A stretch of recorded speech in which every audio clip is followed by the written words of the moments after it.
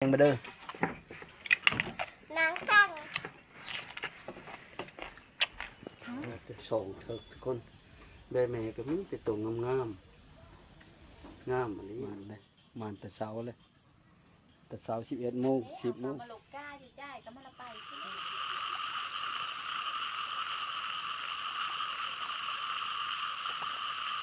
สองทางติดต่อมนต์ซ้อเสียงผู้ไทยกราบทักทายสบายดีสวัสดีพ่อแม่พี่น้องสุขูสู่คนมื้อนี้คอยบ่ม่นก็ดีใจหลายฝนตกไหมทุกคนคืนนี้แห้งมาแห้งน้ำเต็มให้เต็มหน้าเลยทุกคนนะบ้านคุหินได้น้ำแล้วบาดนี่ฝนตกเมื่อคืนนี้แห้งอะไรได้น้ำแล้วบาดนี่พอก็อ้อมมาหาน้ำอยู่หน้าตอนนี้ก็อยู่หน้ามู่ได้นี่ท่านแมนหน้าเจ้าของเลยคุณและคุณคนหน้าพอก็ดีแห้งรีฝนคืนนี่โอ้ยได้เหลืองเลยพักลงมากากจะว่าพักตกแบบงามๆทุกคนตกบ่มีลมมีงานมีแต่ฝนอย่างเดียวบ่มีลมตกคักตกงามเลยคุณและนะกบห้องแซ่ๆอยู่ตกว่านี้ห้าวผุ่งพงอยู่เลยทุกคนเลยนี่นะแต่ว่าเพิ่นไทยหุ้นแล้วมาแล้วตอนนี้กะหน้าพรามตัวนี้กันอันนี้กันหน้าอิตาแต่ว่าหน้าคอยยังอยู่ปุ๊โอ้ยคักเลยตกมือเดียวนำเต็มทีบเลยสัดลงมากล้าคืนนี้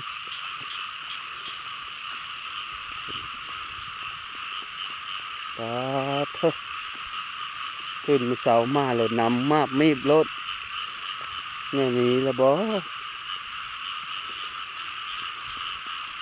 ผู้คนได้กาแล้วเสร็จดำเลยแล้วเขาคอยเสร็จได้แล้วกาแต่ว่ามันขั้นยาวทุกคนจะคุพละพลาบอยู่ขั้นนานโอ้ผลนี้ผมมาอยู่นี่นี่นะทุกคนเราจะมาจอดอยู่ทางคอยแห่นี่จะเบานะสิเฮ็ดนี่ป่านี่แหละ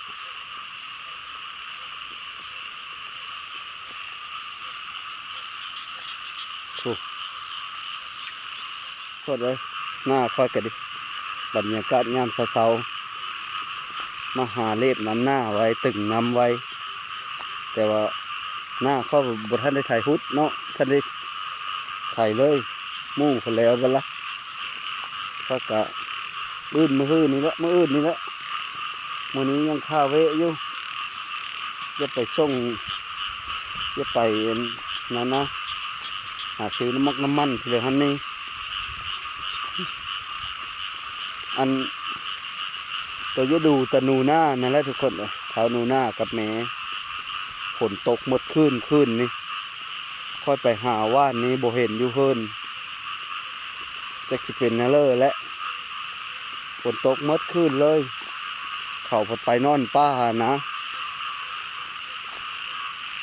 หมดคำชีวาวเห็นนั่นเลยทุกน้ำลายพอแล้วทุกคนเลยเราย้อยได้แล้วได้น้ำแล้วมาหนุนไว้นะหาหนุนน้ำไว้ก็วันนี้เพราะว่าลงเฮนั้นไปเลยแต่ว่ามันสิมาแยกอยู่นี่ทุกคนสิมาแยกน้ำนะแต่ว่าเขาเฮนี้แล้วมันก็แบ่งไปไปเชื่อเฮนั้นไปเลยขอแต่มีเฮนี้ขอแต่พายเต็มทุกคนมันพายง่ายนี่เต็มเลยบ่จ้าเอาไปเอาอันเต้งไปดอนเลิกก็ได้ไปเบิ้งกาน้ำกันคนมาขี่เงาของเลิกแล้ว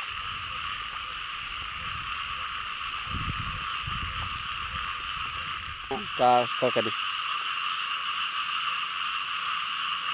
บ่เยอะ หน้าทุกคนมันบาง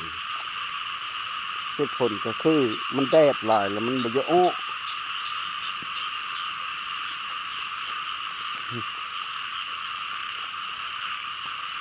แดดแล้วมันมีเยอะอ้อทุกคนมันละบาง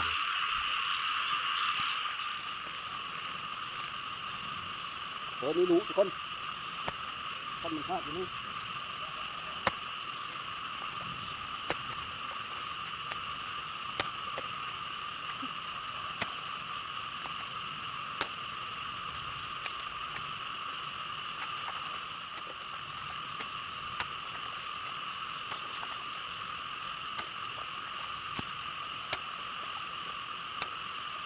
ฮ้อนไป2-3 มื้อแล้ว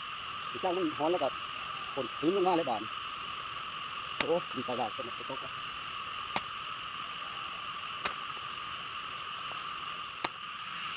คนหน้าหอยโกงก็ดิ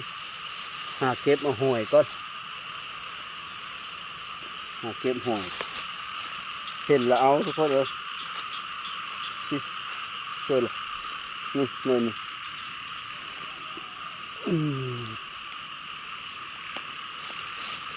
มันอันนั้นนะน้ำเพลินนี่ขั้นหน้ารู้มันก็เลยเห็นหอยน่ะลายอยู่ด้านหน้าเขาแต่ว่ามันน้ำท่วมแล้วมันบ่เห็นคือชุมพุนน่ะนะอ่างมามีดอยู่นี่มันเห็นพอดำพอดีเพลินนี่ขั้นมันรู้ขั้นมันคาดนะทุกคนนั่นนี่กิน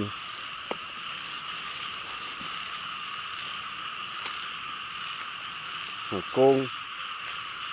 หอยโง่หาเล็บน้ำนี่ก็ทุกคนแล้วละคันหนึ่งตานแล้วละนี่ก็ง่ายแท้ ง่ายทุกคน2 อันเลย2 เด้ง2 เด้งนี่แหละทุกคนตะกาเขาก็ได้เบิ่งคือก็จะห้างได้ทุกคนจะห้างแล้วก็จะบางได้ทั้งนั้นแต่ว่ายังอีขั้นทิศหนึ่งเขาแล้วเขาจะได้ดำไม่ได้ดำง่ายทุกคนกายังสั้นแห้งชุ่มมูเสือขาวดำเริ่มแต่มื้อนี้แล้วเพราะว่ากาเขาเจ้าเนี่ยมันเงากระตกก้อนเขาดูดนั้นดูดน้มันตกเชิดแต่ฝนเมื่อขั้นได้ตกเธอฝนนะค่อยผัดถ้าฝนตกอย่างมาก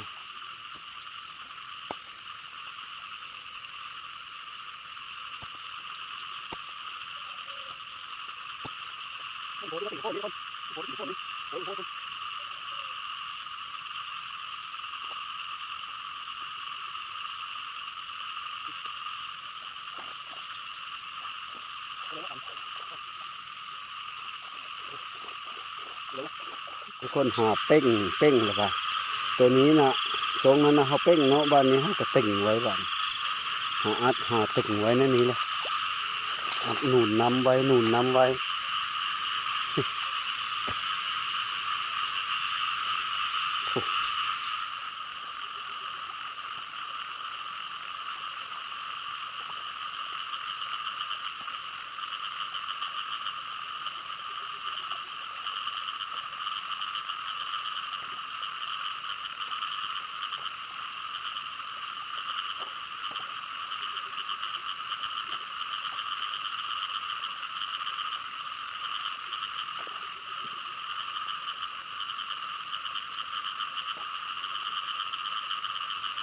เห็ดไข่เห็ดละโงกแถวนี้ทุกคน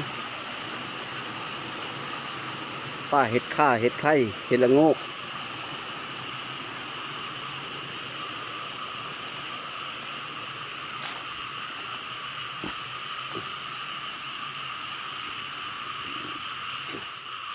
แซวหลบน่าทุกคนน้อยนี่กันหอยแกะจดอยู่นี่ซ้ำนี้ก็ได้เชิญจ้ะ ไอ้มันเป็นยูทูบเบอร์ฝากแน่เด้อฝากแน่เด้อกดติดตามผู้สาวงามๆผู้สาวงามๆติดตามไอ้เด้อให้น้องกดไลค์กดแชร์ไอ้เด้อเด้อคนดีไอ้บ่มีFC คนดีเป็นFC ได้บ่ทุกคนตอนนี้ก็ค่อยกระหาเล็บน้ำให้น้ำหน้าอัดไว้แล้วเรียบร้อยแล้วทุกคนแต่ละทางนะก็จะได้กลับมือแล้วบัดนี้มือหาปั้นเข้าเสาแล้วก็ไปหาเลาะเบิ้งเบต่อก็สิได้หรือบ่ได้แล้วได้เยอะฮอด10 มือละบ่ได้แบเลยทับปานนี้นานๆได้ทุกคนเลยคันเฮาได้ก็ได้มันอึดแล้วมันบุคือเดี๋ยวปีแล้วนี่ว่าง2-3 ปีหลังนี่นะค่อยไปเอามือนึง4-5 เที่ยวบางเทื่อก็มือละเที่ยวได้บรุษนะตุ่มมือละ5-6 โตนะได้เดี๋ยวนี้นะโอ้หาสิเลยกันเนี้ยอึดแบแล้วเจ้าขายปุมั่นปุพี่เลยเหมือนละนี่ก้อนบันหาปั้นข้าวเสาก้อนทุกคนพอหลังจากค่อยมาฮอดเฮิร์ดฮอดซ่าแล้วก็กินข้าวกินน้ำแล้วก็ค่อยกระสีอ้อไปเบิ้งแบต่อทุกคนนี่แหละมัดตุ้มแล้วเรียบร้อยเลยไปว่านนี่ก็บ่ได้จักโตซ้ำโอ้หลายมือแล้วบ่ได้แบจักโตทุกคนแต่ว่ามื้อนี้ก็บ่ยอมไปอีกสิได้หรือบ่ก็ไปเบิ้งน้ำกันทุกคนตอนนี้ก็สิไปเบิ้งแบกับน้องชายทุกคนมาแล้วน้องชายก็ดีนะน้องชายลาไปพุ่นและบ้านปอดทุกคนไปเบิ้งน้ำกันสิได้หรือบ่โอ้เซอร์มือตะท่า โอ้เธอเปิดตาโยยางมาแต่หน้าเขา อย่างมาแต่หน้ามา ไทยโอ้สาวเลยนะ มาเอารถอยู่เฮิรนไปซะเอาเลยเออ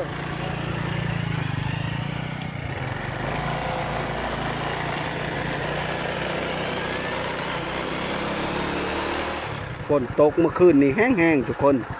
น้ำห้วยปอดจนล้นที่บรนเด่นนะน้ำกำลังมาฝนตกแห้งเมื่อคืนนี่โอ้ห้วยปอดนะหนูหน้าแล้วไปนอนป่านอนดงจึงนอนเชื่อเลย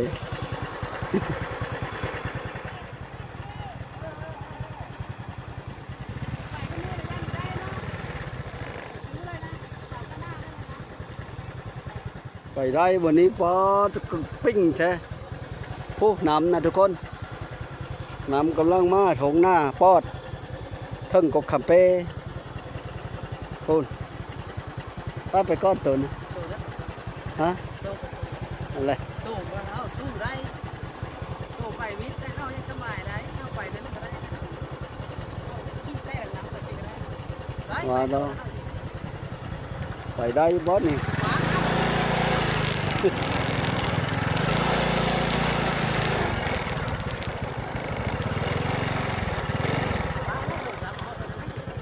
ก็ตัวเนี่ยเย็ดแต่ทุกคนเลยสิรอดวันนี้ปล่อยบ่ได้ดอกไปเลยไปเลยตกไปก้อนตกไปก้อนเขาจะเบิ้งข้างตกไป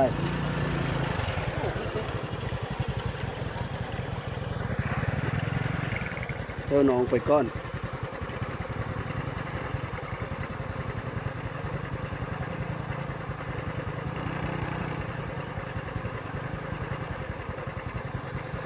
ลิฟต์ถอเจ้าบันเลยน่าจะลิฟต์เลยทุกคนเขาจะลิฟต์ถอเลยมันไปได้บ่นะเซฟลิฟต์ถอเลยลิฟต์ถอแล้วฟอดบ่อยๆเลย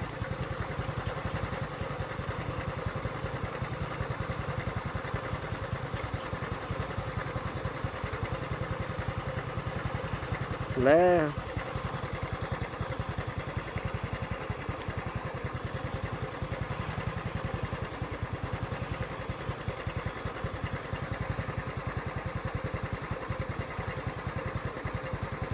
ขามาไปให้เตะคันไดแบกับเสื้อแบอีทุกคนเลย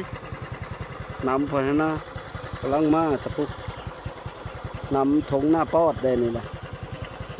ทงหน้าปอดหรือว่าทงหน้าโกคาเป้นะทุกคนโกคาเป้ก็อยู่หลุมพอแหละนี่ค่อยสิไปหน้ากับเจ้านั่นลัดไปทั้งเทิงพี่นะรีบอีโดนนะก็ดิโอ้รีบอีลึกทุกคนเลยอันตรายมาได้ย่างฟุดฟิตเลยทางลึกเลยไปทางเลิศเฮ้ยมาเจ้าบุญตาบ่โอ้โตยอดเอาเลยบ่เฮ้ยว่านเอาเลยโอ้ทุกคนเลยมาจะโทมทอ ลุยมาเลยพอกันน้องชายลาไปอันนี้ก็โขยโขมีแกนไปเลยลาบทท่านจำไปเลยโอ้งะเลยตอนนี้ก็มาฮอดคอแบเลยทุกคนอยู่หน้ากกขำเปอยู่เทิงพี่เละหน้าเขาอีลูกเคอหน้ากกขำเปพี่เละนะเคาะแบกันเลยเบิ้งน้ำปลาจะส่องเถอะทุกคนแบแม่ก็มีแต่ตัวงามอันนี้นี่เสียนะแม่ซื้อกันเป็นแม่นางแต่ตัวงามทุกคนจากคนเราเอาเท่าเลยแล้วนี่จากสิซูราคาไหวอยู่บนดินนั่นเลยแหละ เจ้าของเพิ่นกับโลกาอยู่พุทธทุกคนเอ้ยหน่อยเอ้ยยังฮะคือสิเมนลูกเมเดียวเลยเนาะ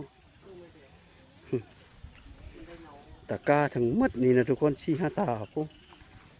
หรือว่าเล่ายอดเอาเลยบ่เนาะ2-3 เฮอนี่เนาะเว้าตะกาก็คือเอ็นห้างแต่ฉันดอก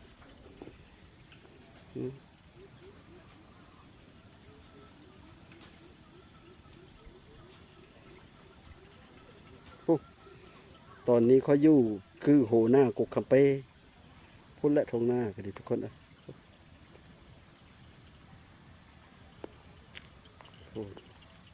มานะแม่อะยังมานะแม่มานะแม่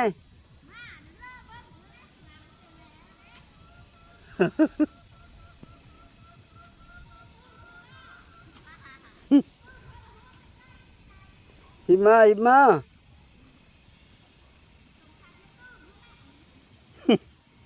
ตื้มจะเผื่อเลยเบิ้งนี่เลยจ่ายเงินในบ้าน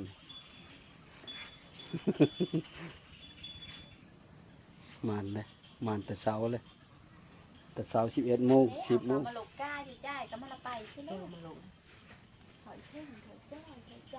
เป็นมัดบริเวณนั้นเลยเป็นมัด3,000มัด3,000ปลาตึกมัด1 3,000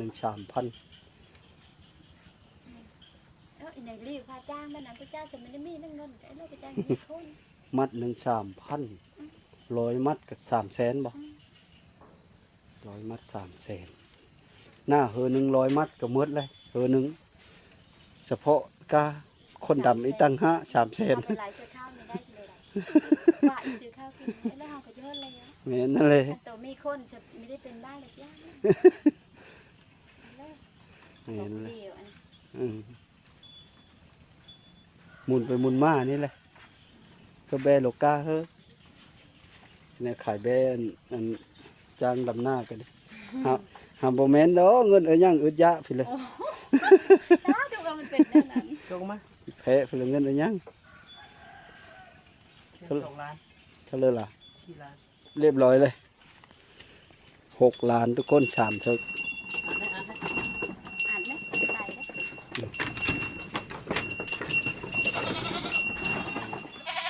สตุ้มแล้วทุกคนก็ตกไปเอาอยู่บนบ่อนบ้านน้องชายไปเอาอยู่บนบ่อนนั่งตัวหนึ่งอยู่บนบ่อนทุกคนบ้านนี้ก็จะพากันเมื่อบ้านสลังนั้น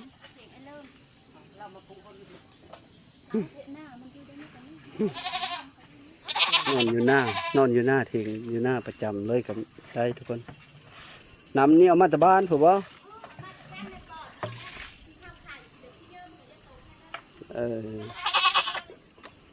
คนหลังจากมาวันนี้กับน้องชายเขากลับไปเอาแบอยู่ฮะไปเอาแบอยู่บ้านบ่อนทุกคนแหละเพราะเอา2 ตัวนี่มือแหละตัวหนึ่งนะอยู่บ้านบ่อนนะข้างนี้กับท่อแล้วทุกคนสักวิทนะรถไถสักใบเมื่อกี้นี่ลึกเลยเอากับมือทางนี้เลยทุกคนทางมือก็ดีนะยังบริวิตนำฝนตกเท่าขึ้นนี่ว่านนี้กระแดงกล่องอยู่ขึ้นนี้ฝนตกเลยได้น้ำเลยมามีบเลยตกหมดขึ้นสอดแจ้งเลยเนาะ ไปเลยบานนี้ทุกคนเมื่อเลยเช็ดเดี๋ยวผมยะที่โดนนี่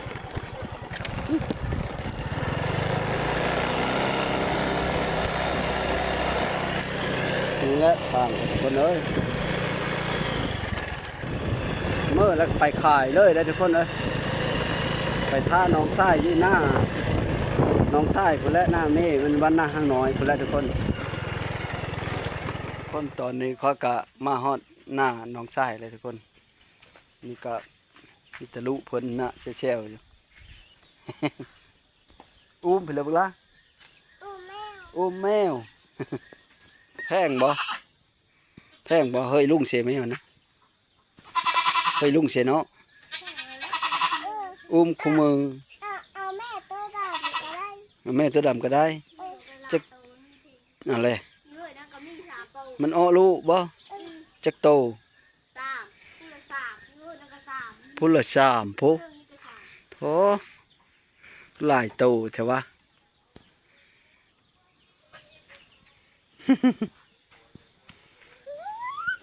มานอยู่บ่ได้พี่เลิฟแมวนะ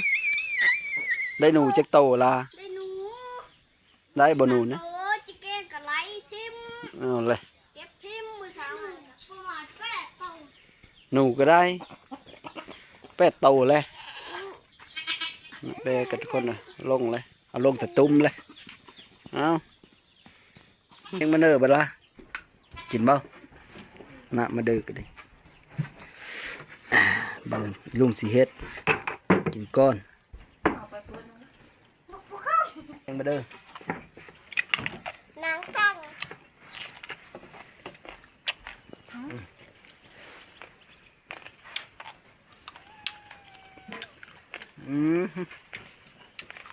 แซ่บน้องแก้วน้อง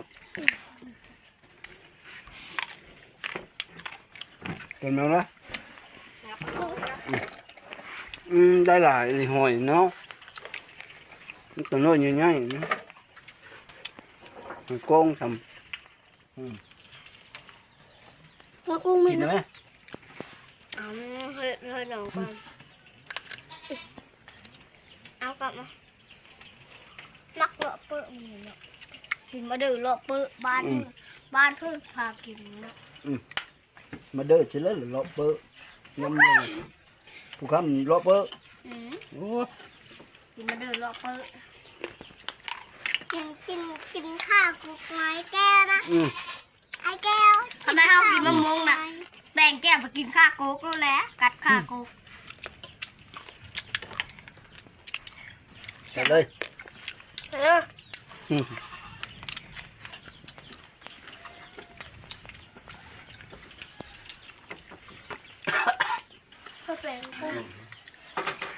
ื่อเป็นกุ้งแม่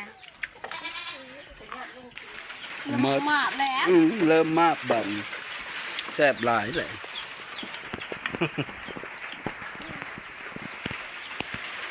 เบิ่งหน้าเพิ่นนอนอ่านหนังสือใช่ปะอ่านดูบุกลางอ่านฟังได้อ่านได้จะเจออยู่บนนี้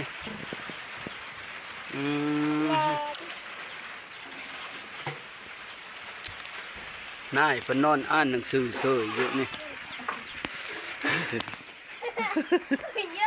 ของเพื่อของมันบ่เชือกของมึงหนุ่มกล้าสีดูตัวของมึงนะเชือกของมึงในกุ้งตัวเลิกของกุ้งนะตัวนั้นบ่ของกุ้งนะทุก กุ้งก็พ่อนะ ตัวโน่บึงยังไง